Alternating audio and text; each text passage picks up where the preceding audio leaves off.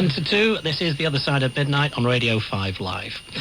Even in the world of computers, it's amazing how quickly information goes out of date. A new computer game, which is due out in the next couple of weeks, features Manchester United and their controversial French star, Eric Cantona.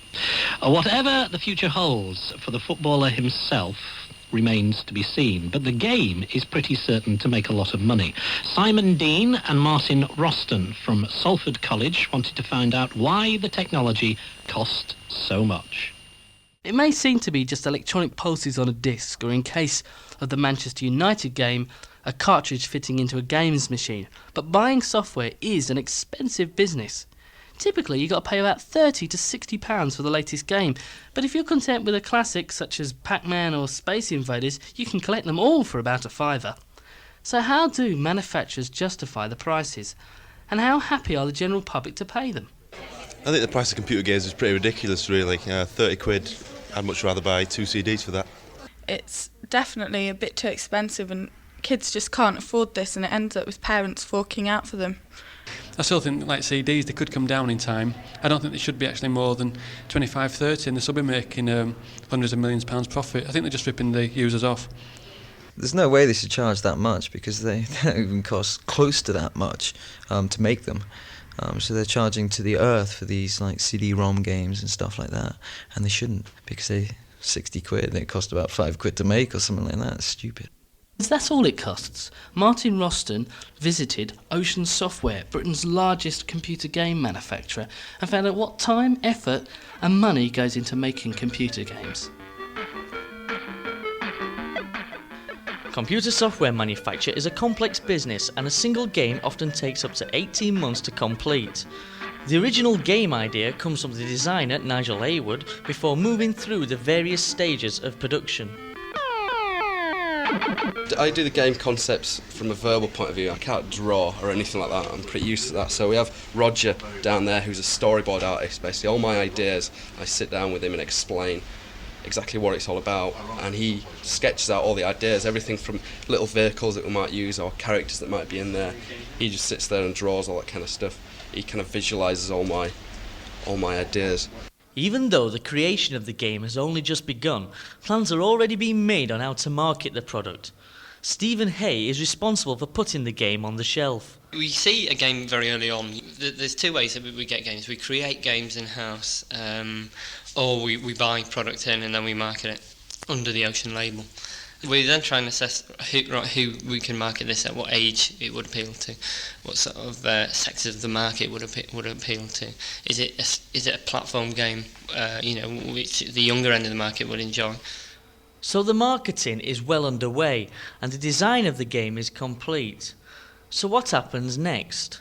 We pass it on to the computer artists who do a lot of the in-game graphics, and then we have people working on the silicon graphics machines, which are very expensive pieces of kit that we do all the flashy intros, all the animated sequences, that kind of stuff with. Then on the programming side, we have a team of C programmers. We have musicians who write all the music. We have sound engineers who do the sound effects and all the voices. We've got a lot of voiceovers in the game. We have to have actors in to actually do the voices. We're using a lot of motion capture for the actual characters in the game, so they actually move like real people, so we have to have actors in to actually sit inside these motion capture suits so we can steal their movements and incorporate them into the game. We've got games testers who, at the end of the game, they just sit down and play the game solidly. And I mean solidly for about 2 or 3 months, but they have to play every little tiny thing in the game. They have to explore everywhere, they have to do things wrong on purpose. It's a real pain of a game. In 1983, when Ocean first formed, they only had 4 staff. 12 years later, the company boasts well over 100 personnel, proving how the world of computers has become big business. It's definitely a multi-million business. One game alone, Super Mario Bros., within 2 weeks of being put on sale in the United States, took more than any movie opening that year. The industry now in income surpasses the home videos, it surpasses cinema, and it approaches the turnover of pop music. But will the general public still pay high prices for video games? The company's making a lot of money out of it and people are seeming to be willing to pay for it, so that's life, I suppose. A report from Simon Dean and Martin Rosten from Salford College. Actually, I'm sure it's not called that now. It's called something else. It's probably got some university name in there. Yeah. I can't remember. Anyway, on those computer games, I've never ever had the slightest interest in computer games. Have you? Not at all. I once had a go at one of those Nintendos. Yeah. And I was quite hooked on it. It was sort of little boxes you had to... It wasn't even... It was very simple. I quite liked that for a couple of hours, and then I went off it. Got bored very quickly with it. Yeah, people are well into it. Oh, yeah. Anyway. Will you stop looking at that picture of Pamela Anderson? Yeah, we are taking a look at the newspaper, at least the headlines anyway, very briefly for the last couple of minutes of the programme. Your eyes homed straight in on the front page at the start, Tim. Yeah, it's Pamela Anderson. She's on most of the newspaper front pages this morning. Apparently she's wed rocker Tommy Lee. He's a drummer, isn't he? Who's he with? Motley Crue, is it Motley Crue? Yeah, I think you're probably right, actually. Yeah, it is. Anyway, yeah, there's a picture of her. She's standing there with her cleavage burgeoning over the top of her chamois leather bikini. And which she's nearly wearing. Which is long blonde hair, She's not happy, Tim. She's not happy. Is that right? OK, well, staying with us to take a look at the papers are Karen O'Connor from the Real Holidays programme we just heard, and Elaine Greeley from Lane Management. Elaine, shall I come to you first of all and see if you found anything in the papers you fancy? Yeah, you can do. I'm just reading this about Daniel Russell, who was so terrified of water that he never had a bath for 20 years. And he overcame his fear with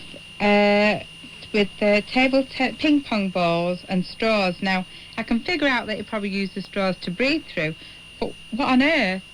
Where did the ping pong balls come in? What did he do with the balls? I just can't figure out that at all. Maybe he had loads of them and used them as a float. Yeah, but I mean, it would have been much easier to have had a big float, wouldn't it? Yeah. Unless you fill the bath with the ping pong balls and then you don't see the water. Oh, that's a good idea, yes.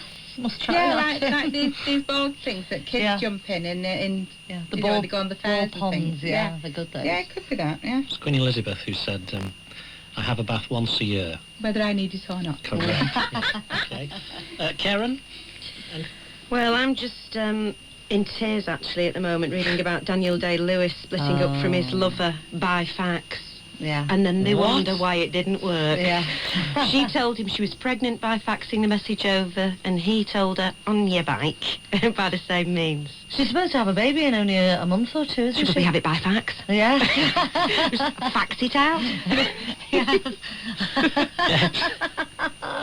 Well, I've just been... I forgot out to look for something, to be honest with you. Oh, you fool. Well, look, I've just been reading them. This is the Scottish Daily Express. Yes, I'm not too sure why we've got the Scottish one, but why not? To tell you what I have looked at in the Express, which I've seen it in a couple of the papers recently. There's a woman, Carol Spencer, she's a 53-year-old divorcee. She took a holiday in Gambia and brought home a local man 25 years younger than her. Oh, good on her. And she's a lot of people... They're doing a documentary on it, BBC Two, the new Modern Times documentary. It's called Mad About the Boy. It's on tomorrow, I believe, Wednesday at 9 o'clock. Well, yes, it is tomorrow. I get stuck in a time warp here. And it just looks a bit dodgy to me, I'm afraid. Oh, give over. This bit of the Deirdre Barlow school of what to do with your spare time. Oh, yes, I think you're right. They might live happily ever after. No, anyway, the Brit Awards, which will be aired a little later tonight, but of course happened last night. Good news for all sorts of people. Eddie Reader got Best Female Singer, which congratulations to her. Former busker she was, and so she's done rather well for herself. Paul Weller beats Eric Clapton and Elvis Costello and Seal to become Best British Male Singer. And good news for Manchester bands Oasis, who were Best Newcomers, and M People, Best British Dance band, Act. Weren't they? Yeah, very good. So what have you been looking at? Oh, that's what you were looking at. Yeah. Yeah. Sorry, I caught in the glance of Pamela Anderson and I felt jealous. I lost it for a minute then. Actually, John Major's son is back in the headlines again. We started off the programme with him, so I suppose it's only fitting that we should finish with him. Caught out at Wife's Hotel, it says. Major's son caught. Premier's son, James Major, was caught leaving his woman boss's hotel before dawn under a false name. It was revealed last night. Well, that really does deserve the front headlines of the Daily Mirror, doesn't it, Perhaps not, no. Yeah. But yet another little problem for Mr. Major. Yeah. Thank you very much indeed for everyone who took part in tonight's programme, for joining us. Thank you to Debbie Jones, my co-presenter for tonight. Thank you. Do you know when you're back next? In a week or two. Are you really? Jolly good. All right, well, I shall see you then. The Other Side of Midnight is a Barraclough Carey North production. Have a great week. I'll see you next week. This is Radio 5 Live. Good night. The 2 o'clock news, I'm Jonathan Cramp. Collect them all for about £5. So how do manufacturers justify the prices, and are the general public happy to pay them? Start again.